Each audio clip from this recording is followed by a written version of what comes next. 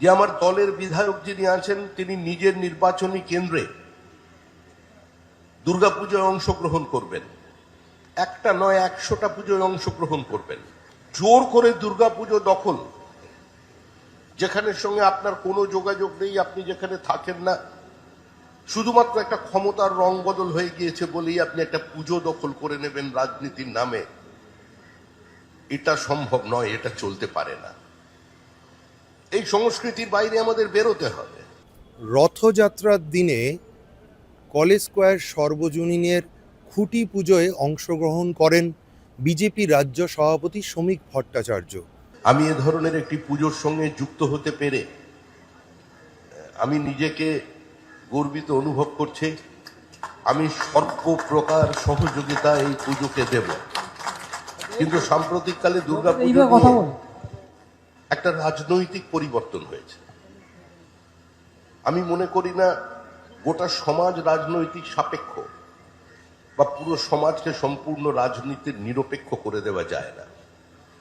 এবং আমরা পশ্চিমবঙ্গের বাসীরা দুর্ভাগ্যক্রমে একটা রাজনৈতিক সমাজের বাসিন্দা হয়ে গেছে, যার থেকে আমাদের বেরিয়ে আসার প্রয়োজন আছে।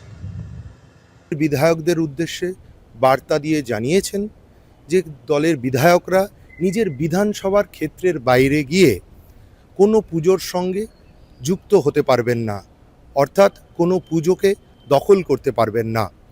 আমাদের আগে একটা সরকার ছিল, সেই সরকারের মন্ত্রীরা ছিলেন, তারা বিরাট বিরাট দুর্গাপুজো করেছেন, কোনো অন্যায় করেননি। তারা হয়তো পুজো শ্রীবৃদ্ধি করেছেন এবং তাদের পাড়ার দুর্গাপুজো, ক্লাবের দুর্গাপুজো যে উচ্চতায় তারা নিয়ে গিয়েছিলেন, অন্তত তার কাছাকাছি যদি কেউ নিয়ে যেতে পারেন, কারণ অনেকেই আবার ভেতরে আছেন, অনেকেই পুজোতে আসছেন না, এটা আমাদের কাছে কাঙ্ক্ষিত নয়। আমি নির্দিষ্ট একটা বার্তা দিয়েছি আমার দলের পক্ষ থেকে, যে আমার দলের বিধায়ক যিনি আছেন তিনি নিজের নির্বাচনী কেন্দ্রে দুর্গাপূজায় অংশগ্রহণ করবেন। একটা নয় 100টা পুজোয় অংশগ্রহণ করবেন।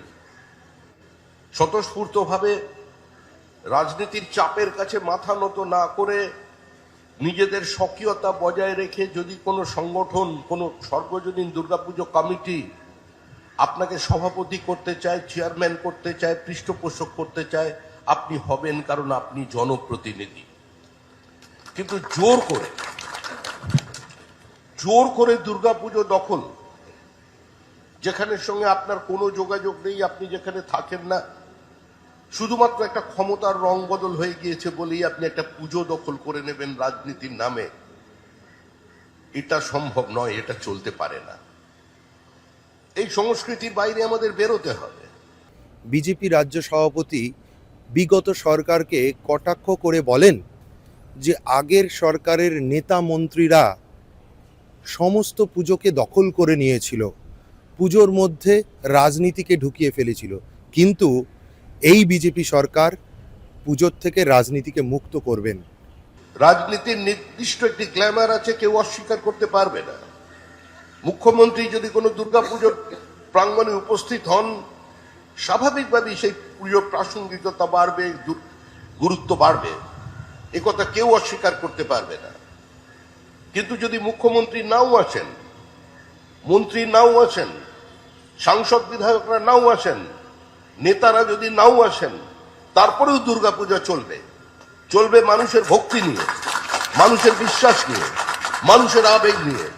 সমাজের সর্বস্তরে, সমাজের সমস্ত পদক্ষেপে, সমাজের প্রত্যেকটি আঙ্গিকে যদি রাজনীতির অনুপ্রবেশ হয়, তাহলে আমাদের পশ্চিমবঙ্গ যে সর্বনাশের পথে আমরা গেছি, আজকে সেই সর্বনাশের পথে আমরা চলে যাব। ক্যামেরায় প্রত্যয়ের সঙ্গে ইন্দ্রনীল সাহা, এই সময় লাইভ, কলকাতা।